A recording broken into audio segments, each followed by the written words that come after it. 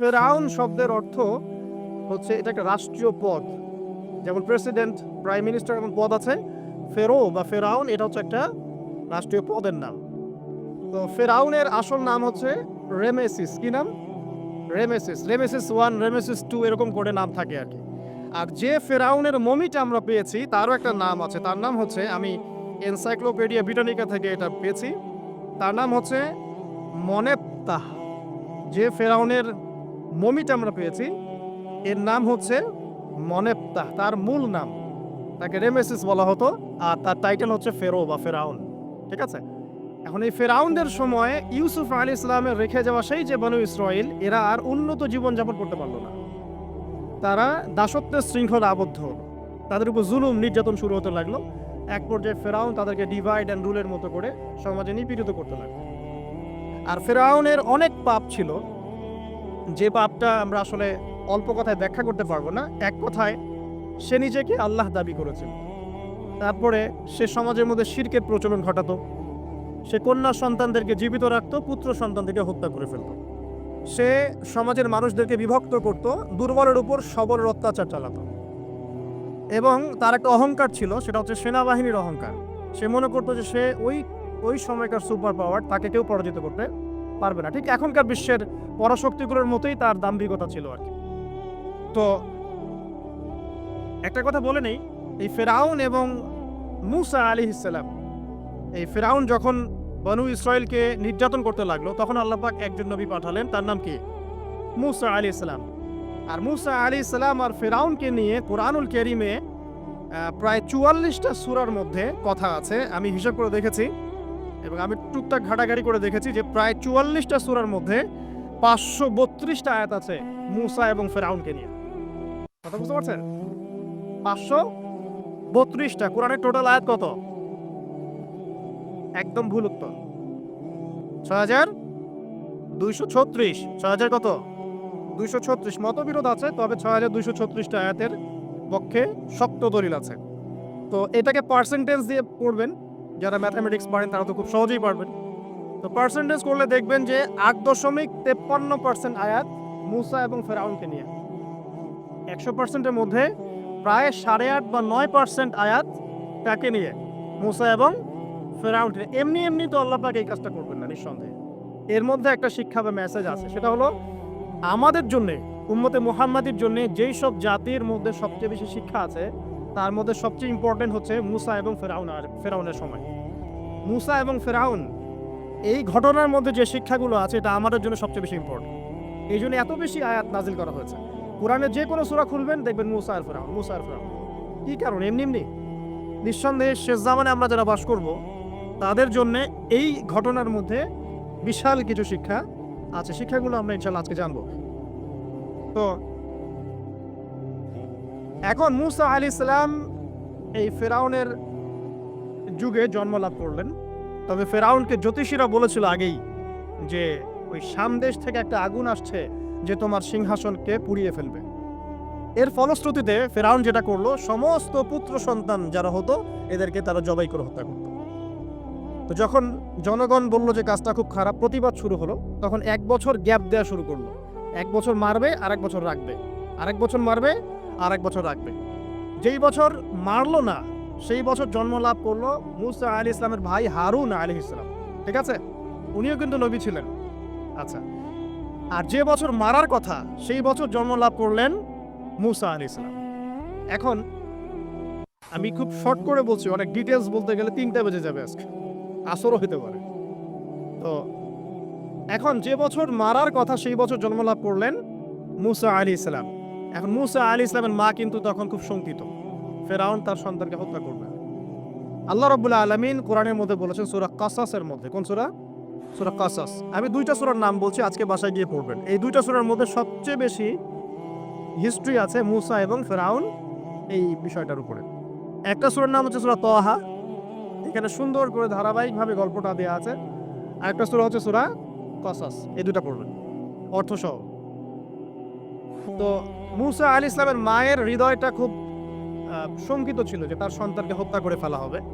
আল্লাহ রাব্বুল আলামিন বলছেন যে আমি তার কলবে ইলহাম করলাম। সুবহানাল্লাহ।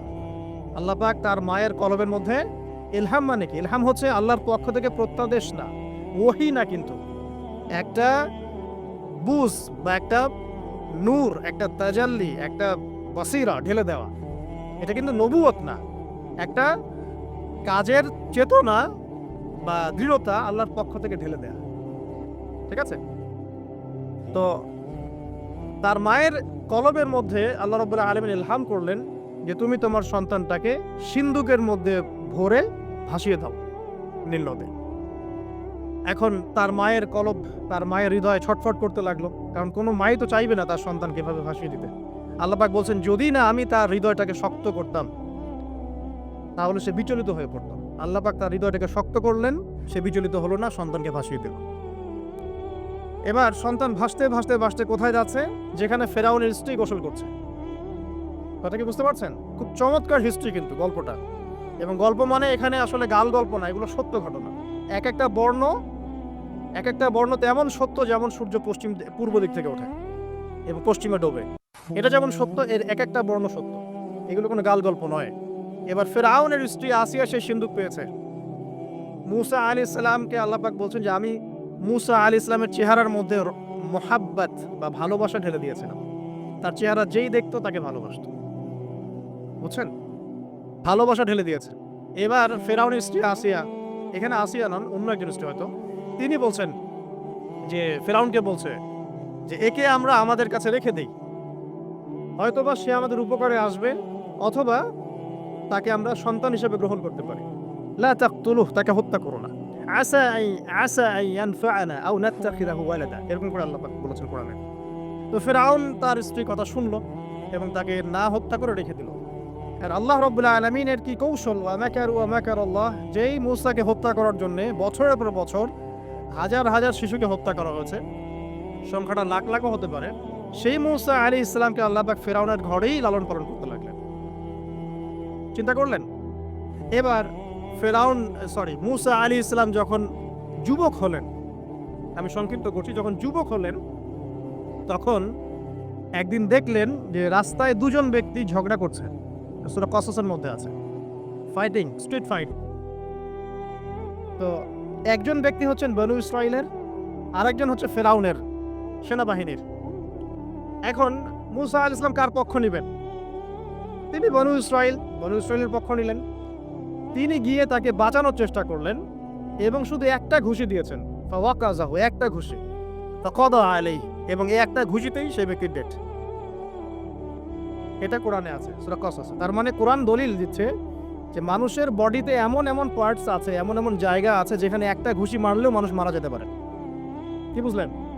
যারা মার্শাল আর্ট শিখেছেন বা শিখছেন তারা এটা আরো ভালো বুঝবেন। মানুষের এই বডিতে এমন অনেকগুলো জায়গা আছে, 7টা বা 8টা বা 10টার মতো, যেখানে একটা ঘুষি দিলেও মানুষ মরতে পারে। তো ভালো কিছু শিখলে, ঠিক আছে? টিকটক প্রজন্ম না হয়ে আর এই মোবাইলে লুডু না খেলে ভালো কিছু শিখেন, ইনশাআল্লাহ কাজে দিবে। আত্মরক্ষা শেখা খারাপ? আচ্ছা, তো তবে দাড়ি টুপি নিয়ে শিখতে যান না, সমস্যায় পড়তে পারেন। এখন একটা ঘুষিতে সে ব্যক্তি মারা গেল। তারপরের দিন আবার দেখা গেল যে ওই ব্যক্তি যাকে তিনি বাঁচিয়েছেন সেই ব্যক্তি আর আরেকজন সেনাবাহিনীর সদস্য আবার মারামারি করছে। এবার মূসা আলাইহিস সালাম বললেন যে তুমি তো একটা বোকা মানুষ। এবার সে আবার চড়াও হতে শুরু করলো মূসা আলাইহিস সালাম, কিন্তু এবার একজন ব্যক্তি এসে তাকে বললেন যে গতকাল তুমি কিন্তু একজনকে হত্যা করেছো এক ঘুষিতে, আজকে আবার তুমি এই কাজ করতে যাচ্ছ, তুমি তো এখানে স্বৈরাচারের মতো আচরণ করছে।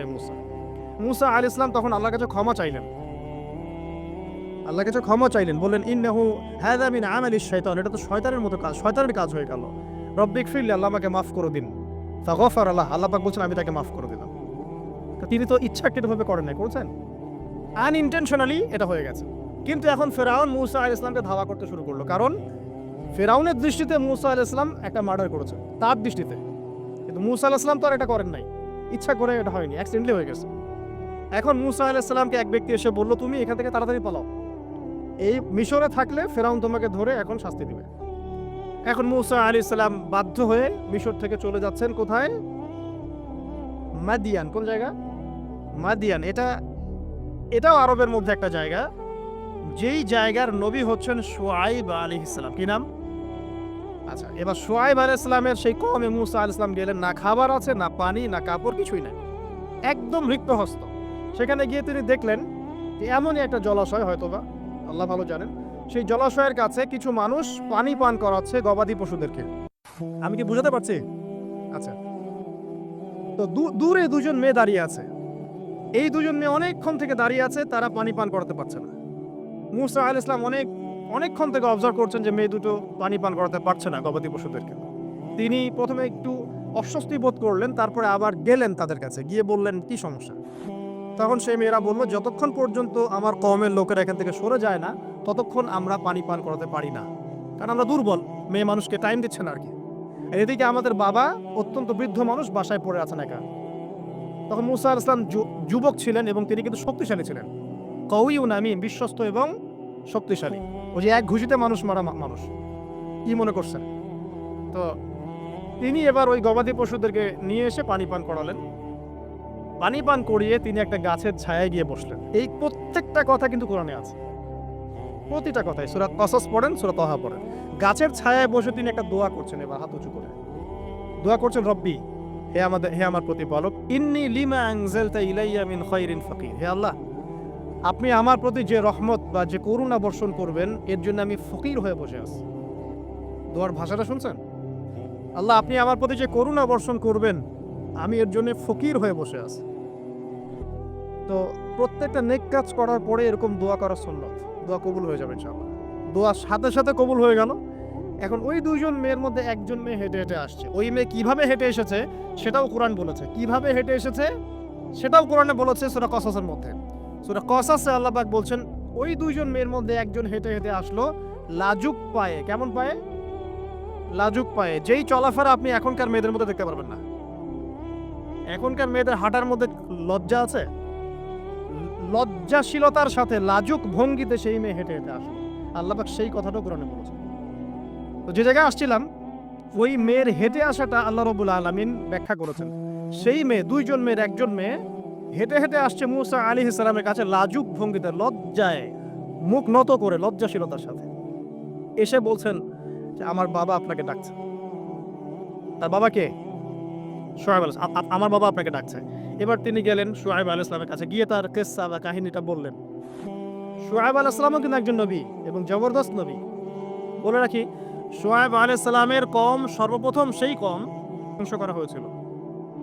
সর্বপ্রথম পৃথিবীতে ভূমিকম্প দিয়ে যে কওমকে ধ্বংস করে দেওয়া হয়েছে, সেটা হচ্ছে শুআয়ব আলাইহিস সালামের কওম। আর ৩টা বড় বড় ভূমিকম্প আমাদের সামনে অপেক্ষাও করছে শেষ জামানায়। ৩টা হবেই।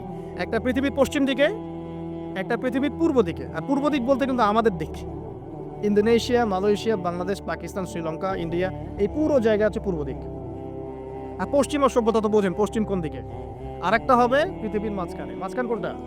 এই যে জাজিরাতুল আরব, এখানে একটা হবে। এটা হবেই। কোনো বিজ্ঞানী ঠেকাতে পারবে না। তো শুআয়ব আলাইহিস সালামের কওম সেই কওম যাকে ভূমিকম্প দিয়ে ধ্বংস করা হয়েছিল। তো এখন মূসা আলাইহিস সালাম তার কাছে গিয়ে তার ঘটনাগুলো বললেন। শুআয়ব আলাইহিস সালাম তাকে বললেন, ঠিক আছে, আমার মেয়ের একটা দাবি। আমার মেয়ে বলেছে যে তুমি হচ্ছ বিশ্বস্ত এবং শক্তিশালী। তোমাকে যেন আমি আমার কাজে নিয়োগ করি। আসলে মেয়ে বাবাকে ইঙ্গিতে একটা মনের ভাব ব্যক্ত করেছে আরকি। তখন তার বাবা সেই ভাবটা বুঝতে পেরেছেন। তিনি বলেছেন, ঠিক আছে, আমি আমার এই মেয়ের সাথে তোমাকে বিয়ে দিব। শর্ত কি? শর্ত হচ্ছে তোমাকে ৮ বছর আমার এখানে কাজ করতে হবে। ৮ বছর, কত বছর? ৮ বছর কাজ করার বিনিময়ে আমি তোমাকে আমার মেয়ের সাথে বিয়ে দিচ্ছি। আর যদি তুমি চাও তাহলে ১০ বছর পূর্ণ করতে পারো। ঠিক আছে?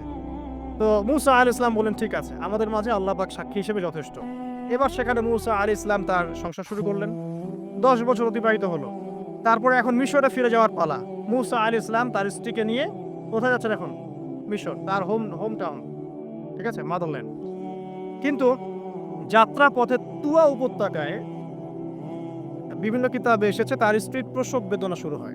তখন তিনি আগুন তালাশ করতে থাকেন। আগুন তালাশ করতে করতে আস্তে আস্তে তিনি এমন একটা জায়গার দিকে চলে যান, তুয়া উপত্যকায়, যেখানে দেখেন যে গাছের উপর আগুন জ্বলছে। এবং তখন আগুনকে ফলো করতে করতে হঠাৎ তিনি এক গায়েবী আওয়াজ শুনতে পান। আওয়াজটা হচ্ছে এমন, আমি একটু পড়ে শোনাই। আওয়াজটা হচ্ছে এমন যে, ইন্নী আনা রাব্বুক ফাখলা'না আলাইক ইন্নাকা বিল ওয়াদিল মুকদ্দাসি তুয়া। এই আওয়াজটা আল্লাহ পাকের। কার আওয়াজ? সুবহানাল্লাহ। আল্লাহ পাক মূসা আলাইহিস সালামের সাথে কথা বলছেন এই জায়গায়। আল্লাহ পাক বলছেন, নিশ্চয়ই আমি তোমার রব, তোমার জুতা খুলে ফেলো, কারণ তুমি একটা পবিত্র উপত্যকায় আছো। চিন্তা করতে পারেন? ওয়া আনা ইখতারতুকা, এবং আমি তোমাকে বাছাই করেছি হে মূসা, ফাসতামি' লিমা ইউহা, তুমি খুব মনোযোগ দিয়ে শোনো, আমি তোমার কাছে যা ওহী করছি এটা মনোযোগ দিয়ে শোনো। ইন্নানি আনাল্লাহ, নিশ্চয়ই আমি আল্লাহ। আল্লাহ বলছেন ইন্নানি আনাল্লাহ, নিশ্চয়ই আমি আল্লাহ।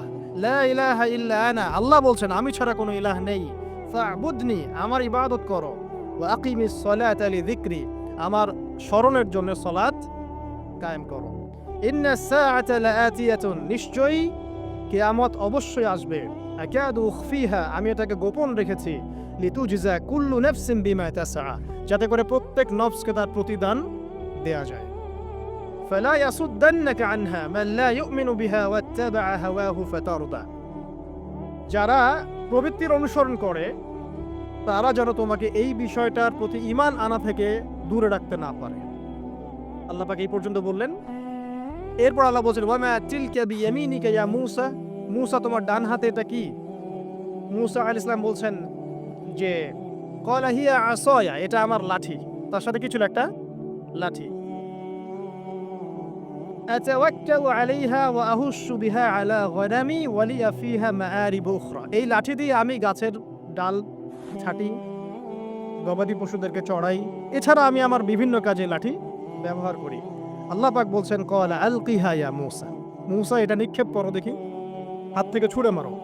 মূসা আলাইহিস সালাম ছুঁড়ে মারলেন। ফাআলকাহা, তিনি ছুঁড়ে মারলেন। ফাইদা হিয়া হাইয়াতুন তাসআ, সাথে সাথে লাঠিটা ছোটাছুটি শুরু করলো সাপের মতো। অন্য সূরায় আছে এই দৃশ্য দেখার সাথে সাথে মূসা আলাইহিস সালাম উল্টা দিকে দৌড় দিয়েছিলেন। স্বাভাবিক, ভয় পাওয়া স্বাভাবিক। তো তখন আল্লাহ পাক বলেছিলেন যে তুমি ভয় পেও না, আমার কাছে নবীগণ ভয় পায় না। ঠিক আছে, অন্য সূরায় এগুলো আছে, আমি শর্ট করে বলছি। এরপরে আল্লাহ পাক বললেন, ক্বালা খুযহা ওয়া লা তাখাফ, তুমি এটাকে ধরো, এটাকে ভয় পেও না। সানুঈদুহা সিরাতাহাল উলা, তুমি ধরা মাত্রই সেটা আবার লাঠিতে রূপান্তরিত হবে। আরেকটা কাজ করো, ওয়াদমুম ইয়াদাকা ইলা জানাহিক, তোমার হাতটাকে বগলের নিচে নিয়ে যাও। তাখরুজ বাইদা মিন গায়রি সু, এটাকে বের করো, তারপর দেখবে এটা স্বচ্ছ আলো প্রদান করবে। সুবহানাল্লাহ। বগলের মধ্যে হাত নিয়ে আসো, হাতটাকে বের করো, দেখবে হাত থেকে স্বচ্ছ আলো বের হবে। এই দুইটা মুজিজা আল্লাহ পাক তাকে দিলেন। আয়াতান উখরা, এটা আরেকটা নিদর্শন। তো এখানে কি হলো? মূসা আলাইহিস সালাম নবুয়ত পেলেন। Shortcut key? মূসা আলাইহিস সালাম কি পেলেন? নবুয়ত পেলেন।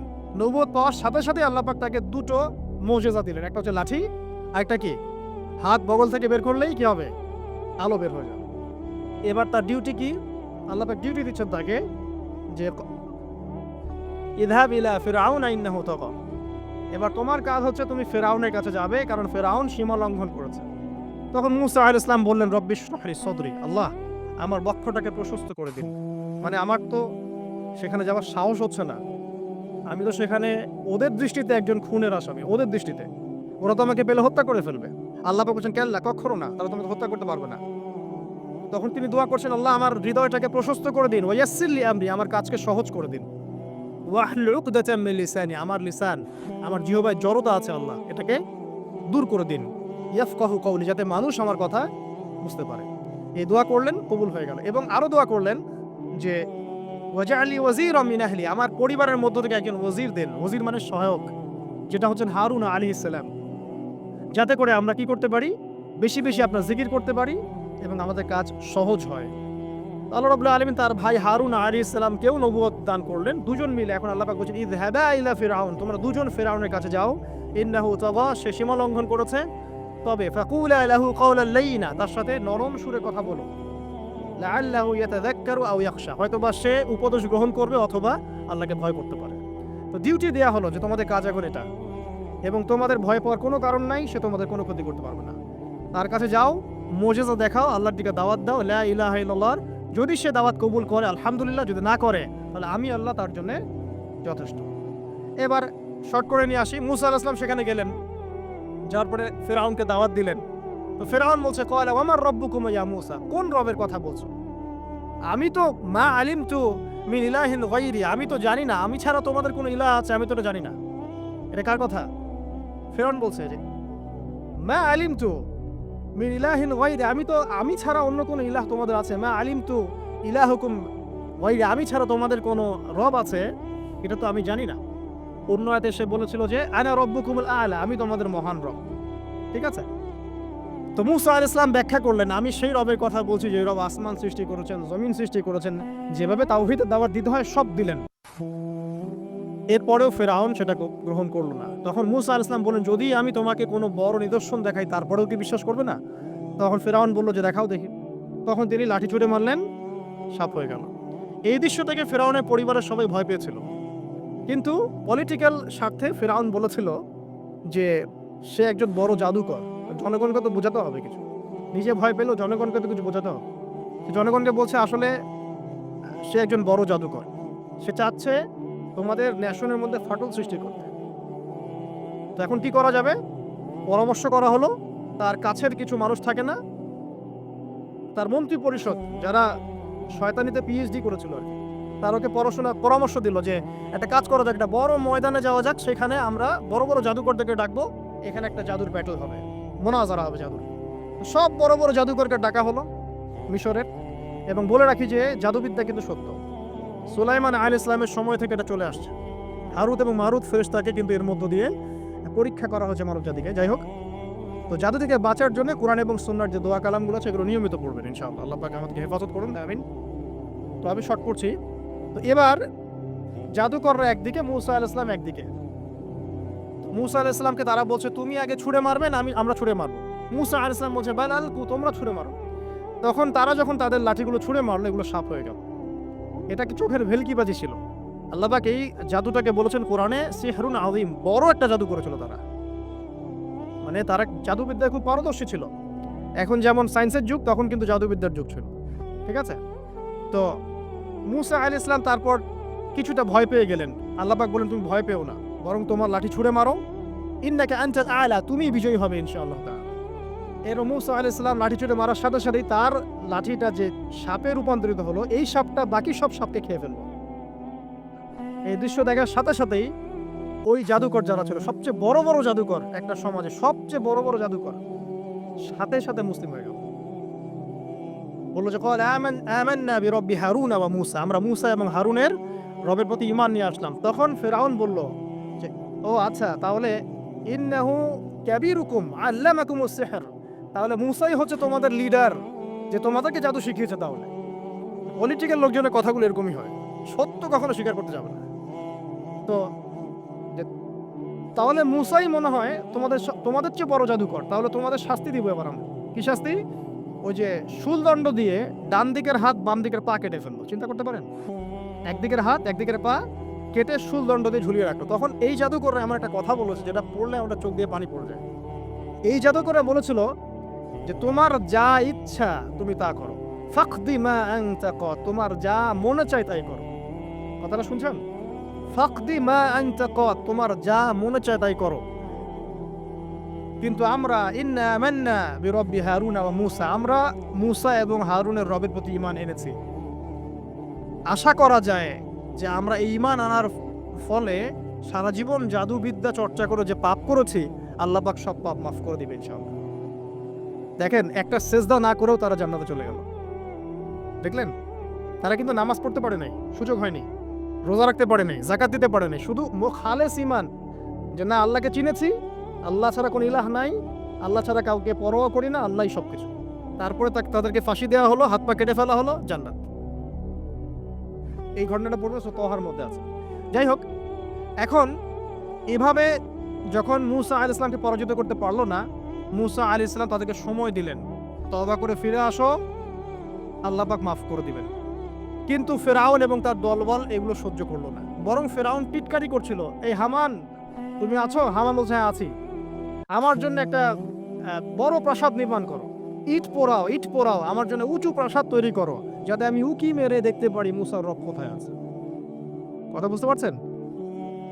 আমার কাছে মনে হয় হয়তোবা, আল্লাহু আ'লাম, হয়তোবা এই আয়াতটা মিশরের পিরামিডের দিকে ইঙ্গিত করছে, হয়তোবা, আমি জানি না সঠিক, আমি মানে 100% নিশ্চিত ভাবে বলতে পারবো না, কিন্তু আমার কাছে মনে হয় হয়তো বা এটা সেই সময়কারই ঘটনা যে হামান ইট পুরাতে থাকো, ইট এবং পাথর পোড়াও, উঁচু উঁচু উঁচু একদম সর্বোচ্চ কিছু তৈরি করো, প্রাসাদ তৈরি করো, যাতে করে আমি তার উপরে উঠে মুসার ইলাহকে দেখতে পারি।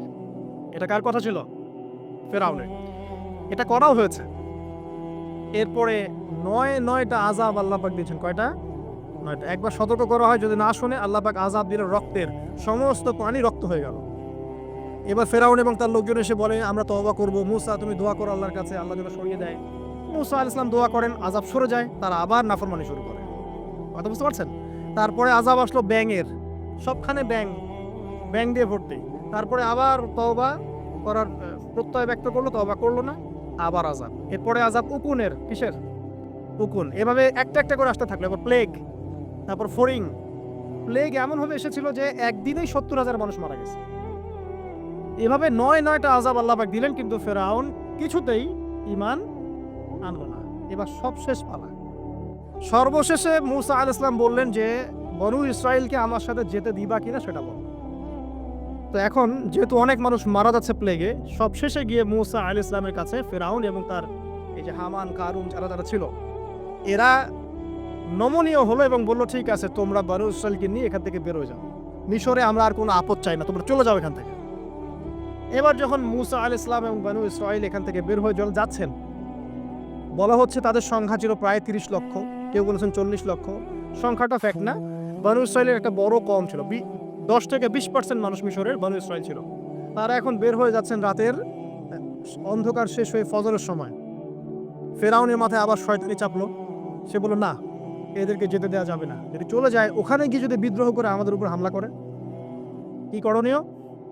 ফুল ফোর্স নিয়ে, তার যত সেনাবাহিনী ছিল সমস্ত সেনাবাহিনী নিয়ে ফেরাউন মুসা আলাইহিস সালাম এবং তার কওমকে ধাওয়া করা শুরু করলো পিছন থেকে।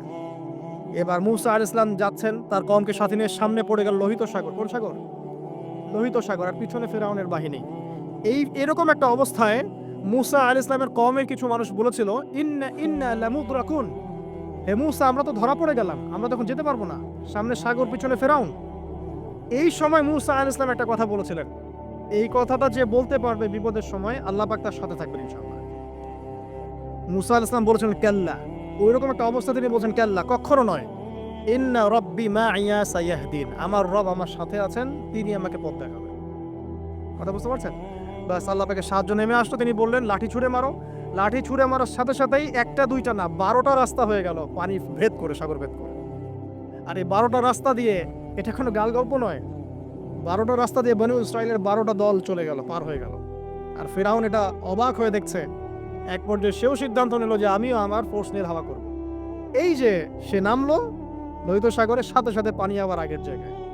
এক মুহূর্তের মধ্যে, মানে এক দিনে পুরো ফেরাউন এবং ফেরাউনের যত সেনাবাহিনী আছে এক দিনের মধ্যেই শেষ, পৃথিবী থেকে চিরবিদায়। আল্লাহ পাক এত চমৎকার করে কথাটা বলেছেন, কাম তারাকু মিন জান্নাতি ওয়া উয়ুন, তারা কতই না বড় বড় জান্নাত মানে বাগান এবং প্রস্রবণ পার হয়ে চলে গেল। ওয়া কুনুজি ওয়া মাকামিন কারীম, কত সুন্দর সুন্দর জায়গা তারা ছেড়ে দিয়ে চলে গেল। এবং তারা ধাওয়া করতে লাগলো ফেরাউন মুসার বাহিনীকে। যখন তারা ডুবে গেল, ফামা বাকাত আলাইহিমুস সামা ওয়াল আরদ, তাদের জন্য আসমান এবং জমিনের কোনো সৃষ্টি এক ফোঁটা চোখের পানিও ফেলে নাই। এটা আপনি সূরা দুখানের মধ্যে পাবেন, আরো বিস্তারিত আছে। তো এই যে ঘটনাটা ঘটেছে, এই ঘটনাটা ঘটেছে মুহররম মাসের 10 তারিখে। কয় তারিখে? এই হচ্ছে সেই ঘটনা যার স্মরণে আমরা মুহররম মাসের 10 তারিখে সওম রাখি। কথা কি বুঝতে পারছেন? এটাই সেই ঘটনা, যেই ঘটনার ফলশ্রুতিতে এটাকে স্মরণীয় করে রাখতে আল্লাহ পাক কিয়ামত পর্যন্ত এই আশুরার সওমটাকে রেখে দিয়েছেন। এটা ইহুদিরাও রেখেছে, ইসলাম আসার পূর্বে, মানে নবী সাল্লাল্লাহু আলাইহি ওয়াসাল্লামের শরীয়ত আসার পূর্বেও আগের জাতিরাও এটাকে রেখেছিল।